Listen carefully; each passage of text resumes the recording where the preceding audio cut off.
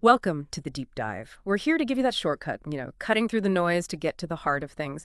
And today we're looking into a really lovely book, Seven Quiet Paths, exploring the heart of seven yogic teachings from Compassion Hall Press. It says right there at the start, this is a small book with a quiet purpose to help you find your way into something much bigger.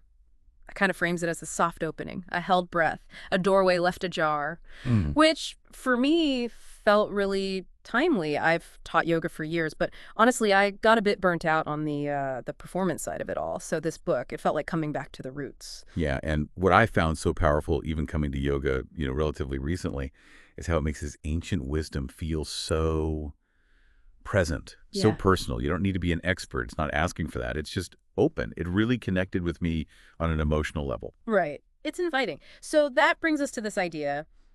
What does it actually mean to walk a yogic path today, like right now in 2025?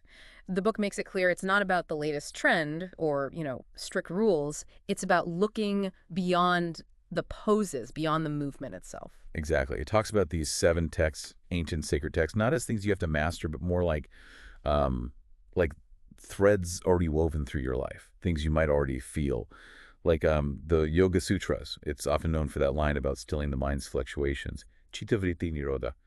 But it's more than just a definition, isn't it? It's a practical guide for finding focus, especially with all the distractions we have now. Mm. Or, the Bhagavad Gita. It's this epic story, sure. But the book pulls out how it's really about aligning your actions, like what you do in the world, with your inner truth. Not acting out of anger or ego, but purpose. And that focus on the inner journey, not some kind of external show. Yeah. That's key. The book puts it so well. Read these pages not to master them, but to meet them. Yeah. Not to grasp, but to listen. Not to arrive, but to remember. Mm. It's less pressure, more like remembering something already inside you. Yes. For me right now, I find myself drawn back to the Hatha Yoga Pradipika. It's one of the foundational texts on postures and breath work. And reading it again now, it feels like this gentle return, connecting the physical stuff back to that inner energy without any of that performance pressure I felt teaching. It's just grounding. That makes sense. And for me, it's the Narada Bhakti Sutras that are really calling. It's all about bhakti, the path of love, of devotion. The book calls it a softening path, tender and bold. And that really resonates. It feels less intellectual Mm. and more about just connecting from the heart. That's where yoga feels like a really soft place to land for me right now. Yeah. Just simple, sincere connection. Yeah. And let's be honest, sometimes diving into these ancient texts can feel a bit daunting or even like confusing at first. You may think, do I need to know Sanskrit?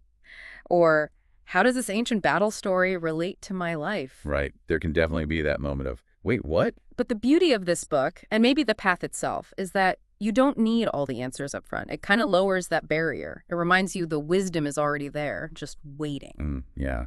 That quiet accessibility is its real strength. And the closing message really sums it up. Go gently, begin again, let the sacred meet you here. So beautiful. So for you listening, maybe the thought to leave you with is this. What if just one verse, one idea from these paths whispers something back to you, something you feel like you knew but maybe forgot?